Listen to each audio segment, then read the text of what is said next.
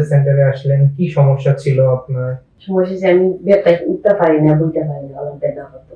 উবাই টায়ারে যাইতে পারি না। পরে এখন আলহামদুলিল্লাহ থেরাপি দেওয়ার পরে ডাই সাইডটা কমছে, ফয়লা বাঁ সাইডে ফুললি আলহামদুলিল্লাহ 80% কমে গেছে।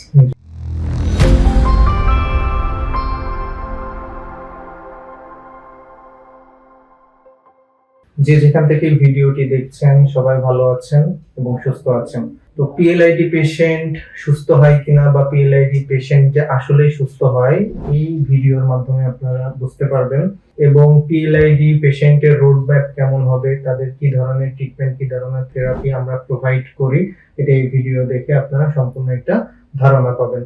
তো আমাদের মাঝে আজকে আছে আমাদের সম্মানিত পেশেন্ট সাইদা তানিয়া বেগম। আপনি কোথা থেকে আসছেন?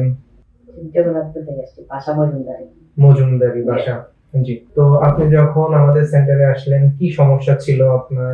সমস্যা যে আমি বেডটা উঠতে পারি না, বইতে পারি না, আমার বেদনা হতো। উবাই টায়ারে যাইতে পারি না। পরে এখন আলহামদুলিল্লাহ থেরাপি দেওয়ার পরে ডাই সাইডটা কমছে, ফয়লা বাঁ সাইডে ফুললি আলহামদুলিল্লাহ 80% কমে গেছে। জি, এখন দাঁড়িয়ে থাকতে পারতেন আগে? জি না। জি, এবং এটা আপনার কতদিন আপনি ট্রিটমেন্টটা নিলেন? 1 মাস। 1 মাস নিলেন। কয়টা আকুপাংচার থেরাপি নিলেন আমাদের কাছ থেকে? 8টা আকুপাংচার থেরাপি নিলেন। 8টা আকুপাংচার থেরাপিতে মোটামুটি 80%। এবং প্রিয় দর্শক, উনি যদি পরবর্তীতে আরো আমরা যে নিয়ম কানুনগুলো দিয়েছি, ওনাকে কিছু ইনস্ট্রাকশন দিয়েছি, এগুলো যদি উনি ফলো করেন, আশা করি উনি বাদবাকি জীবন ইনশাআল্লাহ ব্যথামুক্ত ভাবে কাটাতে পারবেন। তো সবাই ভালো থাকবেন। আসসালামু আলাইকুম।